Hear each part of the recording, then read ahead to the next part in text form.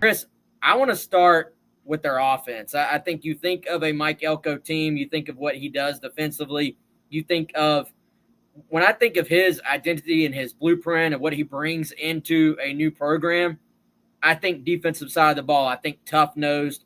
I even think a little bit old school. But this is a team. We'll get to their defense here in a second. They're still very, very good on that side of the ball.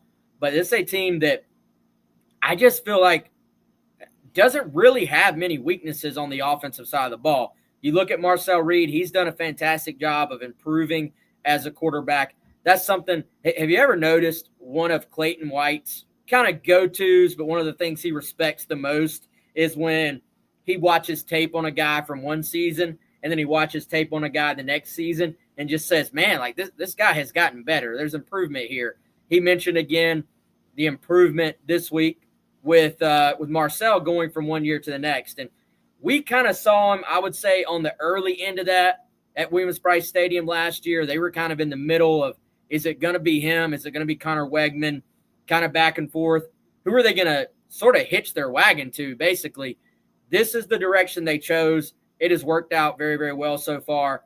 I look at it good up front. They're athletic up front. They have good mobility up front. You've got a wide receiver duo and, a tight end duo. And even though they've had injuries at the running back position, Owens has been really, really good for them at running back. So I think when you start there, speaking of Clayton White, we've seen him have to match up with the Ole Miss offense here recently, the Alabama offense here recently. I'll be curious to see what he schemes up for this A&M offense this week. Yeah, I think there's a lot of focus on that, Wes, on South Carolina's offense because, when you look at did the defense give up some plays against Bama and Ole Miss, particularly late in the game? Sure. But also you have to keep in mind that from a complementary football standpoint, South Carolina was not able to give Clayton White's defense enough help offensively in terms of moving the ball, but even more importantly, just scoring points to keep pace, right? You can't go on the road in Oxford, score 14 points, and expect to walk out. You can have a really good defensive performance and still lose that game. So South Carolina, in a lot of ways, has still been game for the challenge the last couple weeks.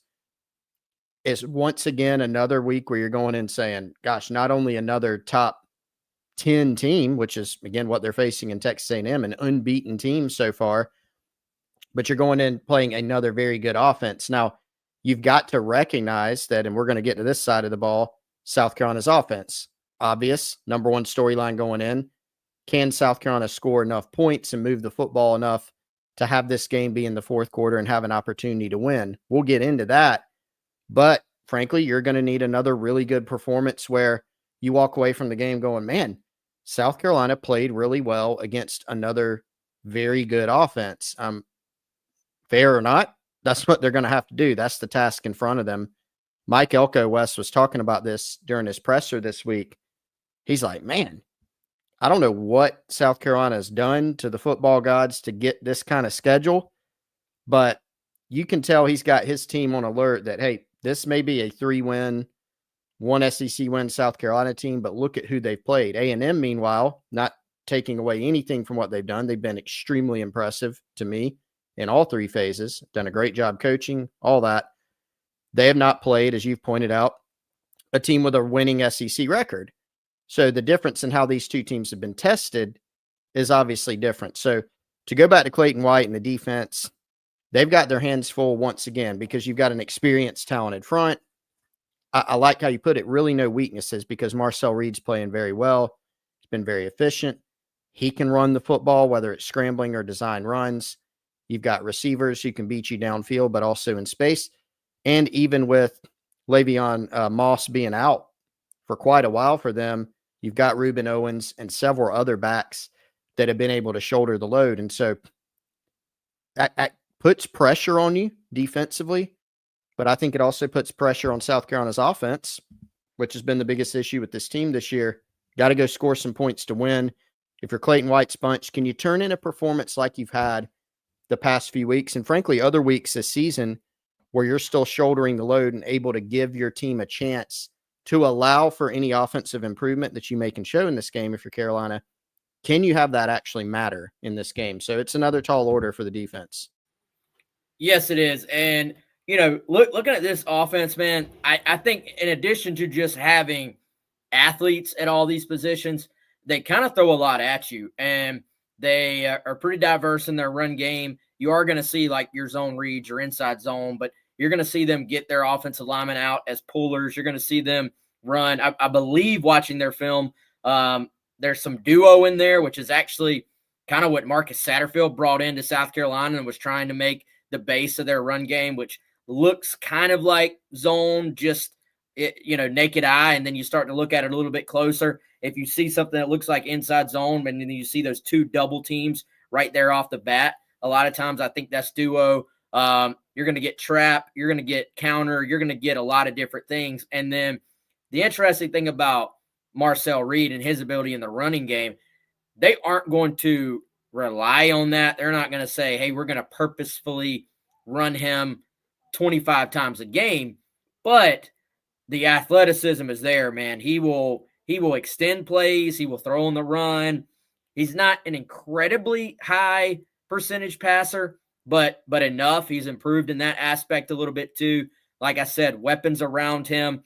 And I mean, they're truly like honestly, man, I hate to say it, but truly, like if I've been watching a bunch of offensive coordinators lately.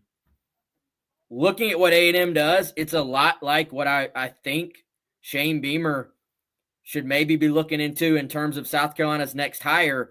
Like they just throw a lot at you, but it does not seem to be overly complicated on their side of things. A lot of it is just distributing the football, knowing where to go, knowing where is the defense weak in terms of, am I handing this off or am I flipping the ball out to the perimeter? And when you have the athletes they have at all those skill positions, and then the QB run game to fall back on as well, it can just make it very, very difficult in terms of not being able to take away everything they can throw at you. Yeah, Clayton White talked about the RPO game specifically and how, that's a challenge for any defense and certainly for his defense this week. How do you play it, right? Do you play man coverage, which you would like to do if you feel like you can, but they've got a really good receiving core. They've got the tight ends, they've got the backs. And then if you play man and you man up and you're turning your back on a very mobile quarterback, we know that he can get out of there, had the 50-something yard run against LSU. This is a guy in Marcel Reed that's quite good at extending plays, but he can also design run on you, and he can scramble out of there and get yardage. So, the RPO game is just one part of it. They're going to mix it in, but he's done a really good job of making decisions. And the interesting thing, Wes, is in the throw game, I was going back and looking at some of Marcel Reed's metrics in the passing game. He hasn't been pressured a ton this season. This offensive line's done a good job protecting him.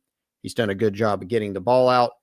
Hasn't been pressured a ton, but he actually has thrown his interceptions, so his bad decisions, I guess you could say, when he's not been pressured, right? So that creates even a little bit of a, tension for Clayton White of, obviously you want to affect the quarterback, but this is a guy who has 6 touchdowns and no interceptions per PFF when he's pressured.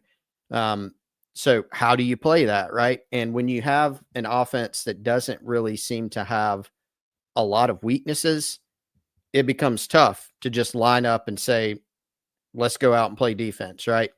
Yes, you've got the typical upset formula of turnovers, right? But this has been a team that's been pretty good in that department overall in terms of taking care of the football. They don't really beat themselves a lot. They can run the ball with their backs. They can run the ball with Marcel Reed. They can distribute the ball and do a good job of that offensively. So another tough test, no doubt about it. Yeah, and I mean, you're getting tough tests every week, essentially, at this point of the year if you're South Carolina. I mean, if you get, like you mentioned, turnovers, they're pretty good in that department. If you get into the 3 big keys when you get into tight games, if South Carolina can get this down to a tight game, red zone, turnovers, third downs. I'm going to get into A&M's third down defense here in a moment, but red zone, you're talking about 5th in the SEC in terms of scoring percentage if you're A&M. So about 92% of the time that they make it inside the opponent's 20. They're going to score. That's obviously a very, very good number. I like to look as much as anything, Chris, at the touchdown number. What percentage of the time that you get down there are you scoring touchdowns instead of field goals, turnovers, or turnovers on downs? And A&M pretty good at that point as well. They're 7th, which is, of course, just above middle of the pack here in the SEC. But comparatively, man, South Carolina sitting there 15th among the 16 teams in the SEC, scoring touchdowns on just half of their trips inside the red zone. So, I think when you look at this thing from a global standpoint, that's something, obviously, like if Carolina's going to pull an upset, we've talked about this in some of these other games. Can you pull an upset? You kind of have to flip some of the things that your opponents have been doing to put themselves in position to only have one loss if you're Ole Miss 2 weeks ago, or be undefeated if you're A&M this week. It kind of has to be one of those games where you're saying that's a little bit of an anomaly based on what we're used to seeing from that team. So can you kind of flip the script a little bit? Like if you want to narrow what the computers, what the kind of down-to-down numbers are telling you, I mean, this is almost a 3-touchdown line in this game. So you're going to need a lot of these things to narrow that thing down. To me, it is, can you flip that script in the red zone? Can you flip that script on third downs? Typically, in this day and age, if you're a winning team, you're going to be pretty good in those categories. A&M has been so far. And I think some of that is having that mobility at quarterback to fall back on. Typically, what do defenses hate? If it's 3rd and short, what do defenses hate at goal line? It's having to deal with that running quarterback. It's having to deal with tight ends that can block or go catch the football. I mean, those are typically things that are very, very advantageous for you on defense in red zone and third down. A&M has both of those. And it's just really a tough matchup, I think, for South Carolina. I promise we're going to switch to defense here in a second. But I've got a lot of respect for what they've put together on offense there. And Colin Klein, the former quarterback, does a good job of dialing it up there too. Yeah, he does. And a guy that, doesn't have a 15-year resume of being an offensive coordinator, proof that, you can find that guy, right? There's a lot of, you look up and down, which I've been doing lately, Wes, because there's been so much conversation about the offensive coordinator position here at South Carolina. It tends to be a time where you go through and say, okay, who's having success? What is their offensive scheme? What's their philosophy? What's their background, frankly, right? And most of us who've watched college ball for a while remember Colin Klein at K-State, and was voted, 3rd, maybe, I think, in the Heisman vote. So obviously a sharp, heady guy, but not a guy who's been calling plays for 20 years and has done a really good job of structuring things. And I think, look, you also got to credit just the personnel that they've put together, right? Making the decision last year that, hey, we think Reed's going to be our guy, allowing him to continue to develop to where the player that South Carolina is facing this year, as you alluded to per Clayton White's comments, that the guy they faced last year, he was already pretty good, right? But he's now taken a leap and seems really, really comfortable in that offense. And they've got pieces all around him. Again, not many spots you go to and say, they're just not really very good here. They can do a lot of things very well. They've got depth, they've got talent, they've got experience. That they do.